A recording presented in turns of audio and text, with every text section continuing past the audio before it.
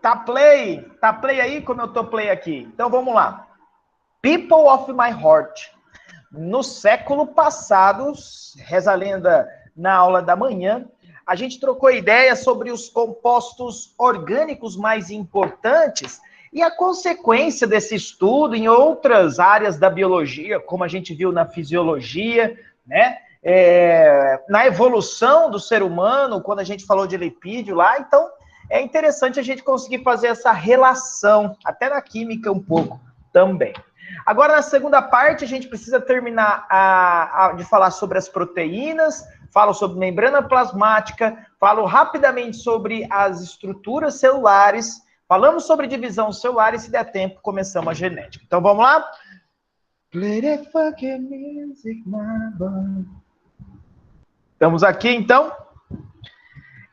Só a pergunta, novamente, meu som e a imagem da minha tela chegando aí para você. Alguém poderia falar para mim, por gentileza? Esse plim foi que foi? Sim. Ah, beleza. Valeu, Mar. Então, tá bom. Então, a gente tem aí a última parte que a gente comentou, que as proteínas são estruturas formadas por aminoácidos. Esses aminoácidos que a gente conhece são 20 diferentes tipos de aminoácidos que podem ser classificados como não essenciais ou naturais e essenciais. Ah, então não preciso comer os não essenciais. Não, inferno. Significa que os não essenciais você já produz no teu corpo. Existem estruturas, formas, né, que o teu metabolismo próprio produz eles. Agora, existem os essenciais esses que são importantes para você no seu corpo e por isso você tem que se alimentar, né? Então, é essencial que você tenha na sua alimentação. Pegando desses essenciais, né, até colocando aqui, ó, eu tenho a valina, a leucina e a isoleucina, bem famosos em um produto para quem pratica atividade física, né, que é o BCAA. São aminoácidos isolados, e esse produto aqui, né, vendido com essa sigla aqui, ó, BCAA, ele é importante para a recuperação das suas células musculares, principalmente. Mas, professor, por quê? Porque as proteínas, ela têm diversas funções, né? Então, a gente tem função proteica no transporte de oxigênio, por exemplo, ou então até nas lipoproteínas que a gente discutiu na última aula, que carregam o colesterol, não é mesmo? Então, a gente tem função de proteínas no transporte de substâncias, temos funções estruturais, a queratina, né? Presente na nossa pele, principalmente queratina surge ali nos répteis, uma novidade evolutiva aí que tornou-os mais capazes de conquistar um ambiente terrestre junto com o ovo, com casca, enfim, outras características. Olha lá, pessoal que curte a pele, né, beleza, o bumbum durinho, colágeno também é um tipo de proteína importante, então com uma função estrutural para os tecidos do nosso corpo. Temos proteínas com função hormonal, insulina, que a gente discutiu quando estava falando lá sobre carboidratos, né? Aí cabe a vocês dar um pulinho lá no controle da glicemia, onde a insulina ela é responsável pela redução da concentração de glicose no sangue. Redução da concentração de glicose no sangue. Então, reduzir a glicemia. Glicemia, esse termo, é utilizado para simbolizar a concentração de glicose no sangue. Tá ok? Além disso, e das que eu vou falar mais para vocês, as proteínas podem ter função de proteção e função enzimática. Esse professor, como proteção, tá lá. Então, proteínas, elas podem funcionar como anticorpos. Anticorpos, portanto, são cadeias proteicas bem, né, estruturadas, apresentam uma estrutura tridimensional bem complexa e específica. Essas proteínas que funcionam como anticorpos, em vez de a gente encontrar proteína que transporta oxigênio lá nas hemácias, que nós chamamos essa proteína de hemoglobina, não é mesmo? Olha lá, hemoglobina. Está relacionada com hemo, está relacionado com ferro, está relacionado com sangue, transporte de oxigênio. Aqui, na defesa imune, anticorpos trabalham numa defesa imunológica chamada de defesa humoral, imunidade humoral. A gente vai chamar essas proteínas de imunoglobulinas. Enquanto na hemácia hemoglobina, aqui é imunoglobulinas. Elas têm vários nomes diferentes, mas cada qual funcionando em um momento específico da defesa imune. Tanto é que essas duas ficaram bem famosas, né? A IgM, esse IG é a abreviação de imunoglobulina, tudo bem? E o IgG ficaram famosos devido à interpretação dos resultados, né, do teste rápido que a gente fala, sorológico, para a definição se você está ou não está, ou se teve já o contato com SARS-CoV-2, né? Então, é só observando, ó, se você não tem no seu sangue IgG e IgM, ou seja, ainda não houve infecção, e o indivíduo ainda é suscetível à infecção pelo SARS-CoV-2. Se você só tem a IgM, mas não tem a IgG, há infecção e pode transmitir o vírus. Se você tem as duas, IgG e IgM, houve ou ainda há infecção e pode transmitir o vírus. E a pessoa que só tem a IgG e não tem a IgM, houve infecção e apresenta imunidade contra o Covid. Não transmite o vírus. Então, isso aqui é um outro ponto interessante na função de proteínas, de se lembrar, imunidade, essas proteínas, essas imunoglobulinas, interagem com outras proteínas presentes, principalmente no envelope do vírus, né? Então, a gente chama aquelas proteínas de antígenos, as proteínas que envolvem o vírus, ou bactéria, tanto faz, daquilo que você está se defendendo, nós chamamos de antígenos. Então, a reação desses anticorpos com esses antígenos é a reação imunológica, né? Propriamente dita. Só deixa eu aceitar a pessoa que está querendo entrar aqui, rapidão.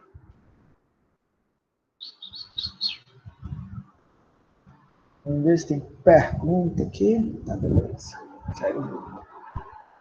Então, tá bom. Então, proteína pode funcionar também na sua defesa imunológica. Quando a gente fala antígeno, interessante você ver que a gente vai trocar ideia disso lá também na genética sanguínea. Antígenos são proteínas que estão presentes ao redor, envolvendo, ou então que acabam sendo utilizadas para a interpretação das nossas células de defesa de uma determinada célula, de um determinado micro-organismo que está circulante no seu corpo. Então, antígenos são proteínas que estão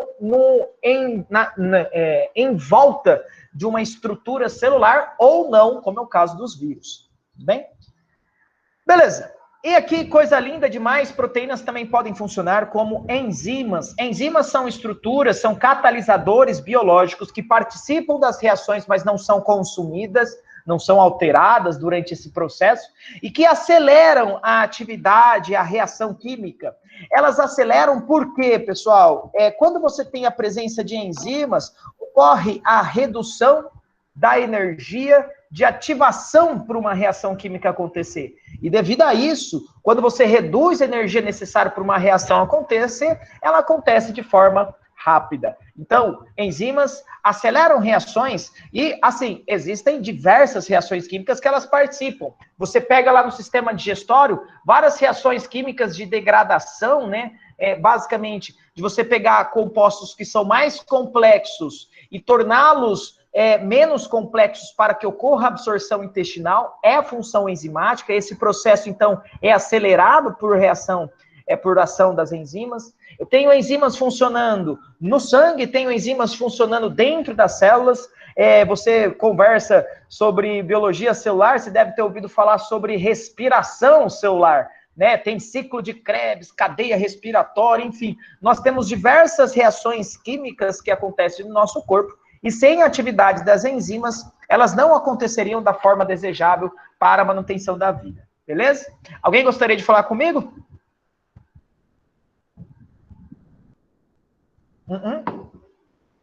Então, abri o microfone sem querer aí, né? Então, deixa eu só ver se está dando certo aqui. Está apresentando. Segue o jogo. Aqui, ó, no seu lado direito dos slides, você tem 3 gráficos. O primeiro gráfico fala sobre o efeito da temperatura na atividade de uma determinada enzima. Então, a gente observa que existe uma temperatura ótima, ou seja, uma temperatura adequada para a melhor atividade enzimática. Perceba que nessa temperatura ótima você tem a máxima velocidade de reação, ou seja, a enzima está acelerando ao máximo possível essa reação acontecer e, portanto, ela está na sua maior eficiência. Ok? Aqui a gente observa esse gráfico e mais ou menos está ali em torno dos 36, 37 graus Celsius. Então é um gráfico característico de enzimas comuns à temperatura corporal humana. Então a temperatura ótima para a atividade das nossas enzimas é essa. E quando a gente fala sobre temperatura ótima, né, de atividade enzimática, a gente não pode deixar de considerar também um processo que, quando a gente altera demasiadamente a temperatura na qual essa enzima está inserida, mergulhada, né, e está tentando atuar, ela pode sofrer uma alteração tridimensional, ou seja, a alteração da sua estrutura terciária, que acaba sendo essa estrutura tridimensional que eu vos falei.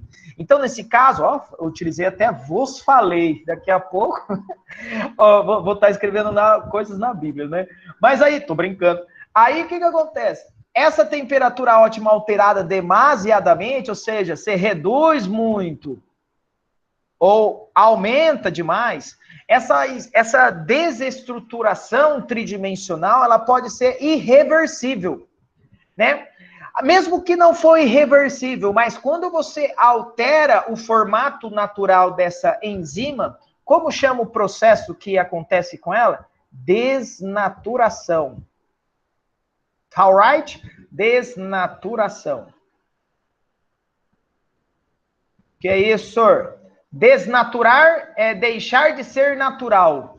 Então, essas enzimas que tinham a sua conformidade tridimensional correta para interação com substratos e, portanto, a sua atividade ser eficiente, ela não tem mais essa conformidade. E devido a não ter mais essa conformidade, ela não atua de forma adequada ou não atua mais. Então, a desnaturação reduz a atividade enzimática. A temperatura, alterar a temperatura além, né, demasiadamente a temperatura ótima de uma enzima, provoca desnaturação.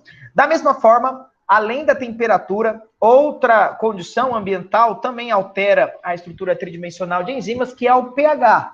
Então, o nível de acidez ou basicidade, né, ou até neutralidade da solução no qual essa enzima está colocada, promove ou inativa a função, a reação dessa enzima.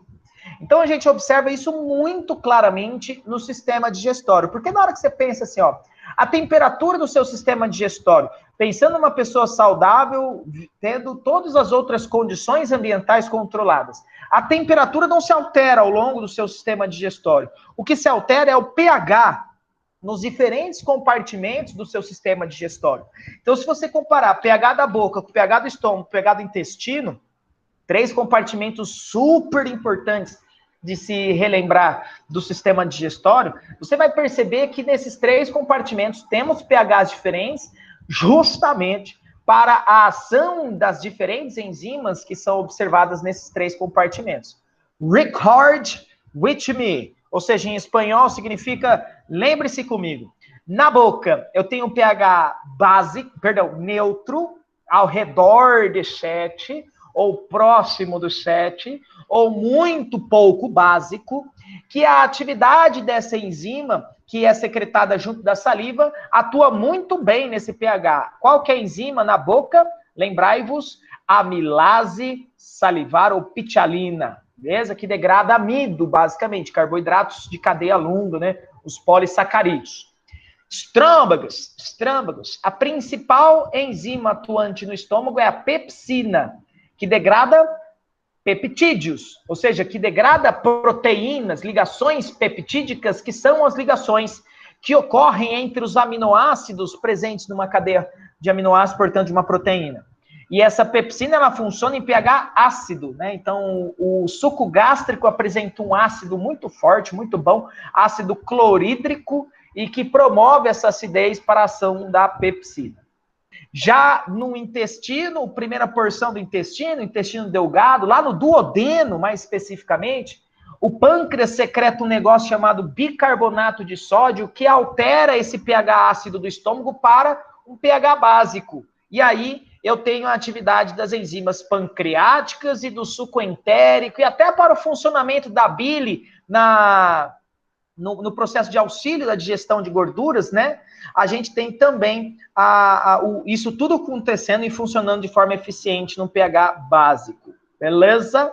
Então, pH, existe um pH ótimo também, né? Como colocado na temperatura ótima, nós temos um pH ótimo para a atividade determinada de cada uma das proteínas. E perceba, diferentes animais, vegetais, bactérias, né, diferentes organismos apresentam diferentes proteínas com diferentes estruturas tridimensionais e, portanto, cada proteína ela apresenta uma temperatura ótima, um pH ótimo de ação. Então, não adianta falar assim, professor, então todo mundo fica feliz na calor, né, em 36 graus Celsius. Não! Tem gente que sobrevive, bactérias, principalmente daquele domínio chamado arqueia, né? As bactérias do reino Monera, elas são classificadas em 2 domínios, bactéria e arqueia. Nesse domínio arqueia, tem bactérias que vivem em condições, tipo, muito extremas, são as extremófilas, né? Que vivem em altas temperaturas, alta acidez, né? Ou alta basicidade, ou salinidade extrema. Então, todas essas condições extremas, elas vão apresentar enzimas adequadas com essas condições adequadas e ótimas para as suas ações, beleza? E para acabar, não menos importante, né, falando da atividade enzimática, eu tenho o ponto de saturação, quando a gente fala da variação da concentração do substrato que uma determinada enzima atua para a sua ação. Então, assim, ó, se você tem uma quantidade de enzimas em uma solução inalterada, ou seja, você mantém constante a quantidade de enzimas, vamos supor que você tenha 3 enzimas. Se você colocar um substrato, você tem mais enzima do que substrato, então a atividade ela vai ser acelerada. Se você coloca 2 substratos, 2 enzimas vão funcionar por tempo, por segundo, por minuto, dependendo de qual é a ação que essa enzima está proporcionando. Então a velocidade vai ser maior, porque 2 enzimas estão funcionando ao invés de apenas uma. Aí você coloca 3 substratos, e essas suas 3 enzimas, no meu exemplo, vão funcionar em conjunto. Então, a velocidade, ela vai estar também sendo acelerada quando essa terceira começa a atuar. Agora, se você colocar 4 substratos, 5 substratos, 6 substratos, então, você vai aumentando além da quantidade, da quantidade finita e constante de enzima, esse substrato, você vai aumentando, mas eu tenho uma quantidade de enzimas que não dá conta, né, de trabalhar ao mesmo tempo que você vai aumentando o substrato. Então, ao momento, conforme você vai aumentando, aqui ó, lá embaixo, ó, nesse último gráfico, conforme você vai aumentando a concentração de substrato, sim, você altera e acelera, e até determinado momento, a atividade de uma determinada reação, porque as enzimas estão começando a trabalhar cada vez mais. Só que chega um momento que você não tem enzima suficiente e assim você fica com uma velocidade constante. Esse platô aqui em cima é o que a gente falou que atingiu o ponto de saturação, onde todas as enzimas já estão interagindo com seus substratos e não há mais como você acelerar uma determinada reação. Tá ok? Beleza? Então tá bom.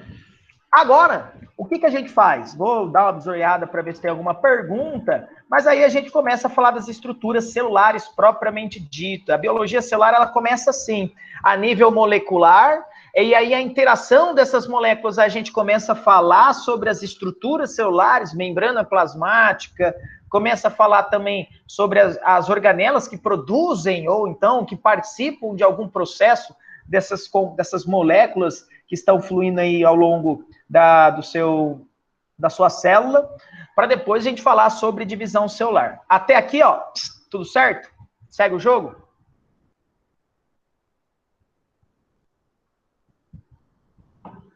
Beleza, Isa? Nicoles? Beleza, Milena, Renatinha, Lucão. Beleza, Marina. Então, vamos lá. Acho que nossos amigos já responderam por todos. Por favor, hein? Se tiver pergunta, pode escrever aí.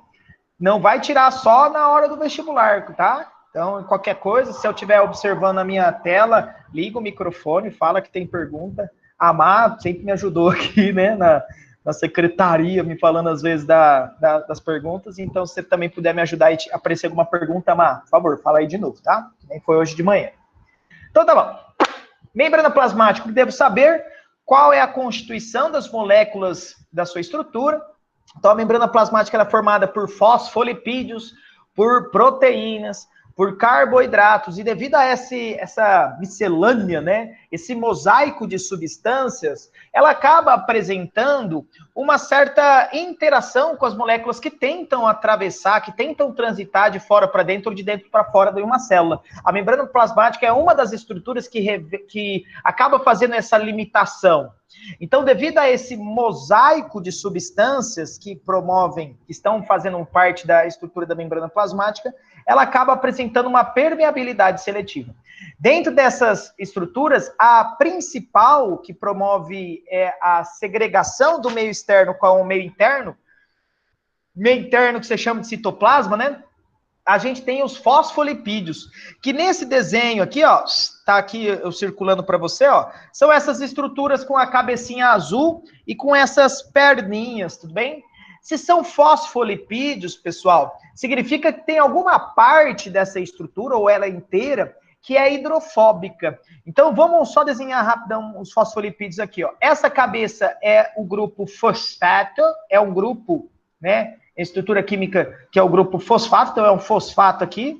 E as perninhas são duas pernas de hidrocarboneto, são ácidos graxos. Uma delas, normalmente, diferentemente do que está representado aqui, né, nessa figura, que é apenas uma ilustração, né? Uma delas, normalmente, não todos eles, mas normalmente é tortinha aqui. Por quê, professor? Porque nessa região dessa angulação eu tenho uma dupla ligação. Essas cadeias de ácido graxo, então, formam a parte hidrofóbica. Então, aqui é hidrofóbico do fosfolipídio. Essa parte, então, a parte intermediária da bicamada de fosfolipídios é a parte hidrofóbica. É a que separa, literalmente, o meio externo, a solução hidrofóbica. A solução do meio externo com a solução do meio interno. Ó, sacou? Agora, nessa segunda parte aqui, ó, na parte da cabeça do fosfolipídio, é a parte hidrofílica. Hidrofílica. O que significa isso, teacher? Significa que essa é a parte que interage com a água, principalmente, tá? Então, beleza. Existe um mecanismo de controle dado devido às estruturas presentes na membrana plasmática, as moléculas presentes na membrana plasmática, principalmente devido ao efeito dos fosfolipídios, que promovem uma permeabilidade seletiva dessa membrana. Então, o que acontece é que existirão algumas situações que vão fazer coisa passar de dentro ou de fora para dentro de uma célula, que vão ter a necessidade de uma ajuda dessas estruturas, outras vão acontecer de forma direta porque interagem com os fosfolipídios, ou então outras vão fazer até fluxos que não são naturais. E aí a gente vai falar sobre os transportes por membrana. Mas só um parênteses aqui, o modelo dado, né, chamado modelo mosaico fluido, significa que é fluido devido a todas essas estruturas dessa figura ilustrada aí para você, elas estarem em movimentação. E essa parte insaturada, essa cauda, né, de ácido graxo insaturado, é que promove o distanciamento entre os fosfolipídios e as estruturas da membrana plasmática e, portanto, promove uma maior fluidez da membrana. Já foi questão de vestibular. Ele colocava para você 5 tipos de membranas diferentes e colocava para você vários tipos dessas 5 membranas. Ele alterava basicamente a quantidade de perninhas tortas, de ácidos graxos insaturados nesses fosfolipídios. E perguntava qual daquelas 5 membranas apresentava uma maior fluidez. Então, se liga nisso. Quanto maior o grau de insaturação nos fosfolipídios, maior fluidez da membrana plasmática. Bem? Tá ok? Então, beleza. Então, vamos para os transportes por membrana. São alguns tipos, tá? Vamos dividir primeiramente em 2 grupos.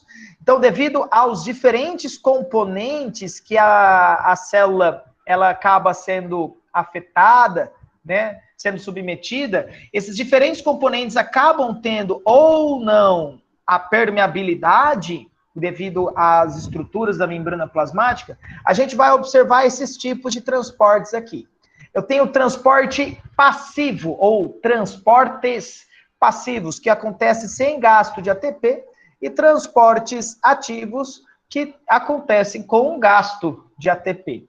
Dentro dos passivos, os 3 mais importantes é a difusão simples, difusão facilitada e osmose, e o transporte ativo, onde o mais clássico exemplo ali é a bomba de sódio e potássio observada na condução do impulso nervoso. Olha só que louco. Na verdade, a bomba de sódio e potássio está funcionando quando o teu neurônio está quietinho, sem funcionar, sem transmitir o impulso nervoso. Na despolarização, então, quando inverte o processo que a bomba de sódio e potássio está fazendo, é que você vai lá e transmite o impulso nervoso. Então, o seu sistema nervoso todo, aqui grandão, né, o cabeção, alguns com maior, outros com menor, outros, né, cabeção de Itu, outros menor, a gente tem um gasto de energia, inclusive quando ele não está funcionando, né? Então, você percebe o quanto de energia mesmo que o sistema nervoso mais desenvolvido, né, os gânglios cerebrais mais desenvolvidos causam no corpo do organismo, voltando, né, um pouco a nossa história da relação da evolução do ser humano a partir do consumo de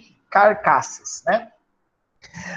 Para entender como vai acontecer esses transportes passivos e ativos, é necessário que você consiga fazer a classificação quando você está comparando 2 soluções. Você sempre vai comparar a solução. Você vai comparar a água do mar com a célula de um determinado peixe. Você vai comparar a água doce com a célula de um protozoário. Você vai comparar a água destilada com a célula de um animal. Ou então a água salgada com a célula de um animal. Então, aí, ou então, né, quando você vai temperar a salada, você está fazendo esse tipo de comparação. Então, é importante a gente entender o que são soluções isotônicas, hipertônicas e hipotônicas. Na solução isotônica, você está imergindo ou submetendo as suas células a uma solução onde que a quantidade de soluto e solvente é igual às 2 soluções. Então, as suas células estão submetidas a uma solução que tem a mesma concentração de soluto e solvente que o seu citoplasma. Na solução hipertônica, eu tenho uma maior quantidade de soluto e menor quantidade de solvente quando comparamos com o citoplasma. E a solução hipotônica é aquela que eu tenho uma menor concentração de soluto e maior concentração de solvente quando comparamos novamente com o citoplasma. Então, perceba, estou comparando tudo aqui nessa explicação com o citoplasma. É porque normalmente acaba sendo abordado dessa forma, célula com uma determinada solução. Então, o que acontece nos transportes passivos? Veja, aqui nesse GIF maravilhoso, mano, eu acho que esse grupo que faz esses GIFs foi muito assertivo na sua tentativa, assim, né, no seu processo, no seu trabalho.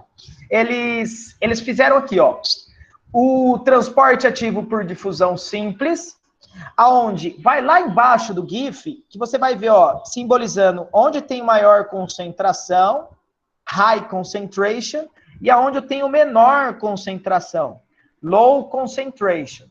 Aonde tem maior concentração é a solução hipertonics. E aonde eu tenho baixa concentração, eu tenho a solução hipotônica. Concentração do quê, professor? De soluto, que são essas bolinhas roxinhas aí. Pois não. Professor, tem uma pergunta. Pode falar? Então, deixa eu lá, Vitor. Obrigado, Marcos. Não. Pode falar. Eu falo. Tá. O Juan perguntou se você pode explicar a diferença entre soluto e solvente. E tem mais Top. um. Fala aí. A Milena perguntou, o sentido sempre vai ser do lugar com maior solvente para o menor? Valeu, Mar. Obrigado, viu? Primeiro, acho que é do Juan, né? Então, o que é soluto? O que é solvente?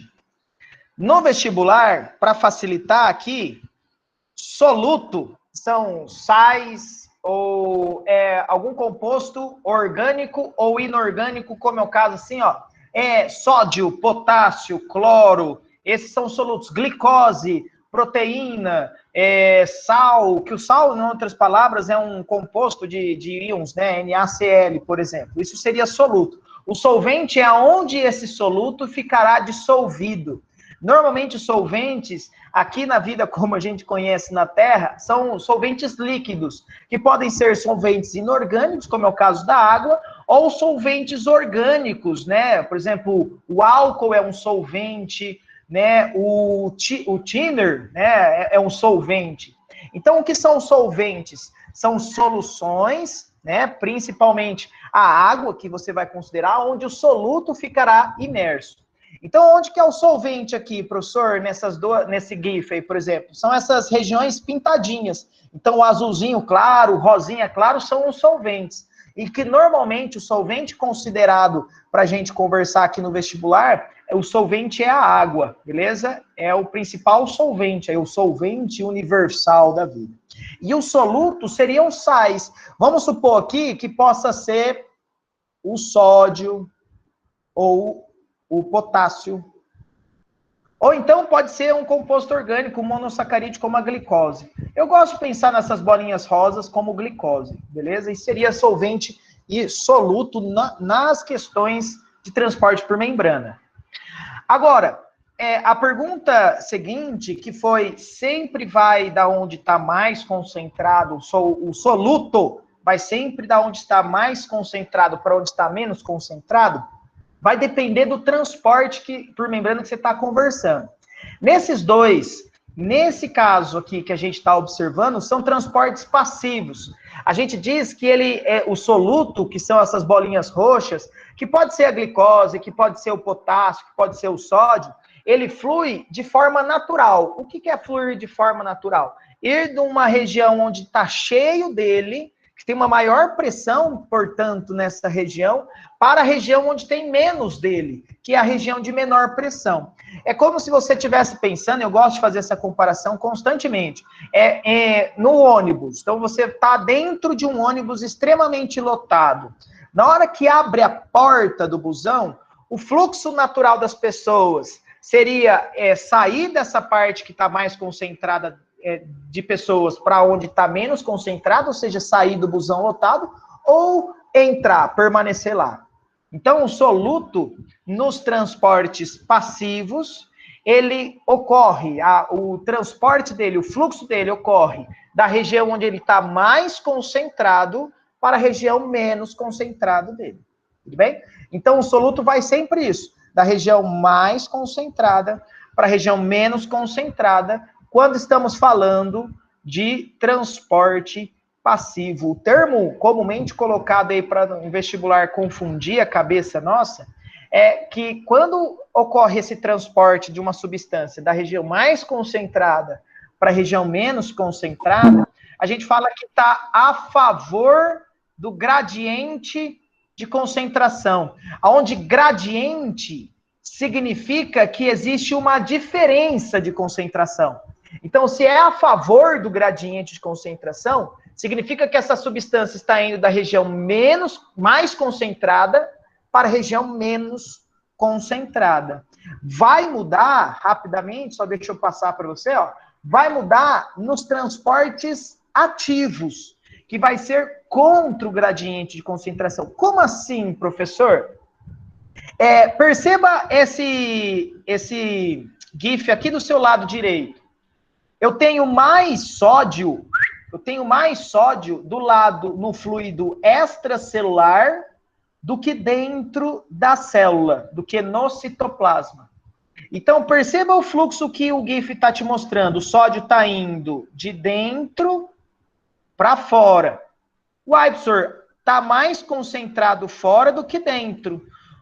A favor do gradiente de concentração natural não seria ser ele da onde ele está mais concentrado para onde ele está menos concentrado? Seria. Mas a célula não quer isso.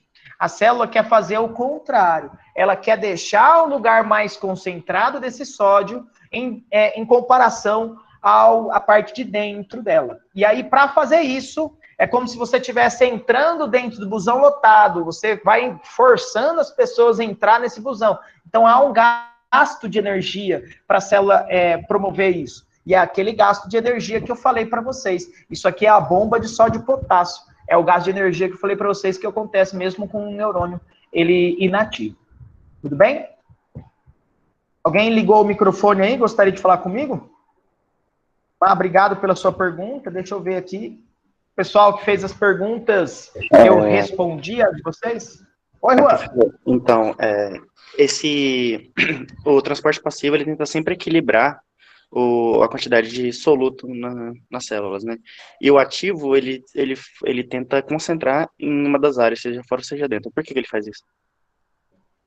Por que ele faz isso? Porque é necessário promover essa variação. No ativo, você perceba que, na verdade, a célula no transporte passivo não está falando assim, eu quero regular, né?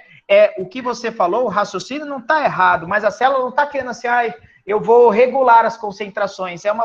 Isso é defeito a física mesmo.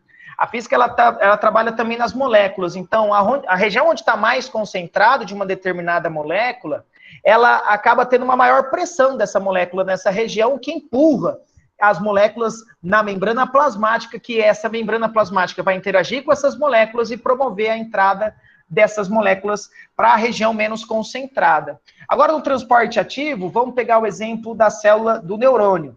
Eu quero fazer o fluxo contrário, porque essa diferença de concentração, essa polarização, é utilizada quando eu vou passar um impulso nervoso. O impulso nervoso é muito parecido com o impulso elétrico. Eu preciso promover essa diferença, né? A passagem, o fluxo de elétrons acaba explicando uma corrente elétrica. Na corrente do impulso nervoso, em vez de passar elétrons, não só elétrons passam átomos, e essa mudança de concentração que é promovida durante o impulso nervoso, ela permite essa passagem do impulso nervoso. Agora, por que a célula faz isso? Porque sem essa polarização, sem esse gasto de energia, não há como você fazer essa variação de concentração. E como você disse, se eu não promovo essa polarização, a célula ia tentar, a célula não vai fazer isso, né, novamente. Mas o que ia acontecer com as concentrações desses solutos? Iam permanecer constantes dentro, em comparação com o lado de fora, não haveria um fluxo de átomos suficiente para transmissão de impulso nervoso, e assim transmissão de informação. Então, por que ela faz isso? Porque ela precisa ter essa polaridade para promover principalmente o impulso nervoso. Existem outros transportes ativos, também com a necessidade da célula promover essa polaridade, mas o principal é do impulso nervoso. Tá bom? Espero ter respondido aí a tua pergunta. Beleza? Respondi? Beleza, entendi. Obrigado. Beleza. Milena, respondi a sua pergunta também?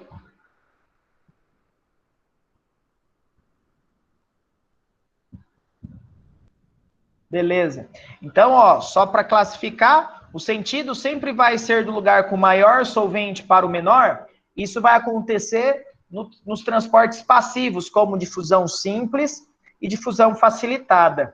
No caso do transporte ativo, é ao contrário, tá, Milena? Então, vai ser do menor concentração de soluto para a maior concentração de soluto. Importante falar soluto.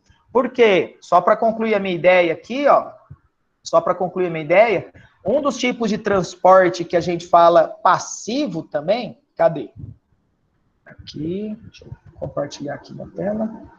Beleza? Outro tipo de transporte passivo que a gente costuma falar é a osmose. A osmose, ao invés da gente falar de soluto, Milena, e para todo mundo também, né?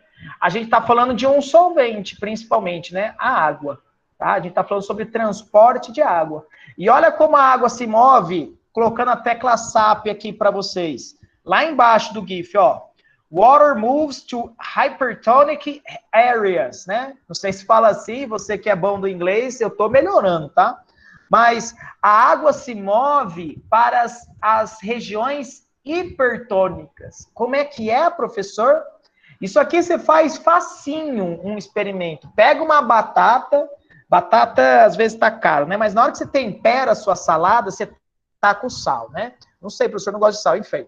Taca o sal. Na hora que você tacar o sal, você vai perceber que as folhas da salada elas vão ficando murchinha e a bacia de salada ela vai ficando mais aguada. O que aconteceu? Na hora que você colocou o sal na sua salada, a parte hipertônica, a solução hipertônica ficou do lado de fora das células. E assim, a água se moveu de dentro para fora. De uma parte que estava menos concentrada em sal, que seria o citoplasma, para a região onde está mais concentrado o sal, que seria a região fora das células. Então, perceba que aí, no caso da osmose, como a gente está falando de solvente ao invés de soluto, a gente tem um fluxo diferente dos transportes passivos, como difusão simples e difusão facilitada. Na osmose, a água vai do meio menos concentrado em soluto para a região mais concentrada em soluto. Ou seja, a água vai da região da solução hipotônica para a região hipertônica. Beleza? Professor. Como está escrito lá embaixo, né? Ela vai para as áreas hipertônicas. Pode falar, Má. É isso que acontece, por exemplo, na carne seca ou no bacalhau, quando é conservado? Exatamente. E aí, então, a gente vai para uma aplicação desse processo.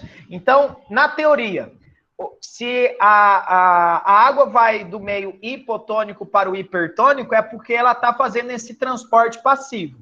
No que eu posso aplicar isso? A gente sabe que a água, né, vou até tirar aqui, eu vou deixar aqui. Droga. A gente sabe que a água é uma solução, um solvente importante para o desenvolvimento da vida na Terra. Uma das vidas são os micro-organismos que decompõem, né, os compostos orgânicos que podem estragar a sua carne, que podem estragar o seu produto. Então, quanto menos água tiver no seu produto, maior será a durabilidade dele. Então, na carne seca, no bacalhau, que é um processo de salgamento também, né? Não sei se fala salgamento, né? Tô com dúvida aqui. Né? De salga de carne. Nas compotas, naquelas geleinhas, que ao invés de ser sal, é açúcar, atua da mesma forma.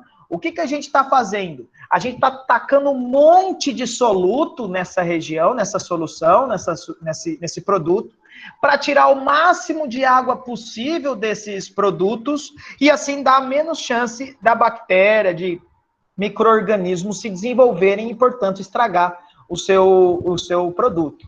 Na hora que você faz isso, o que acontece então? Ó, pensa, você está colocando as bactérias em uma solução hipertônica.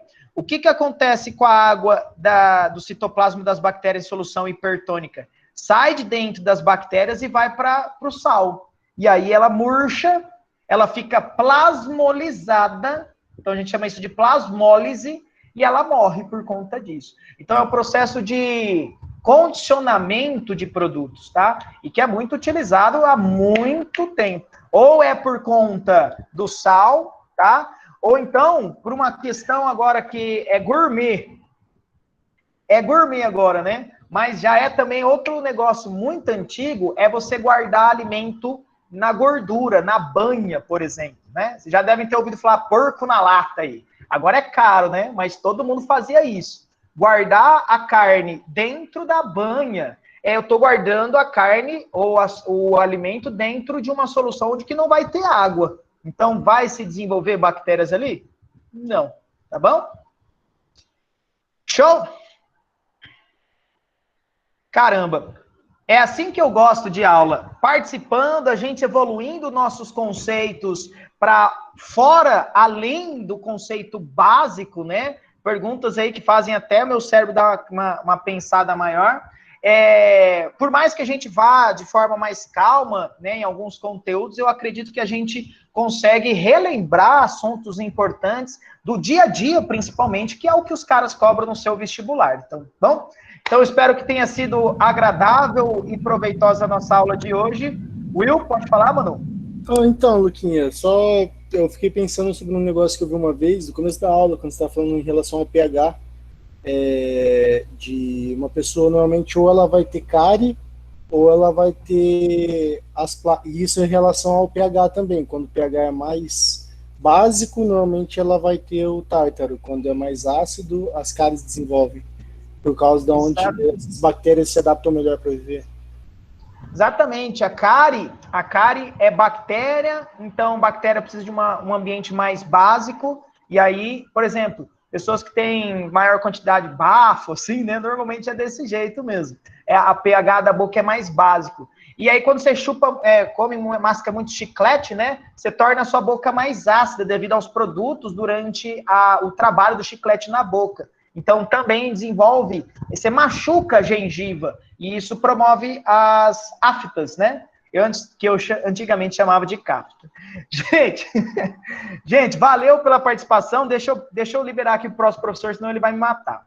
Falou, até a noite, hein?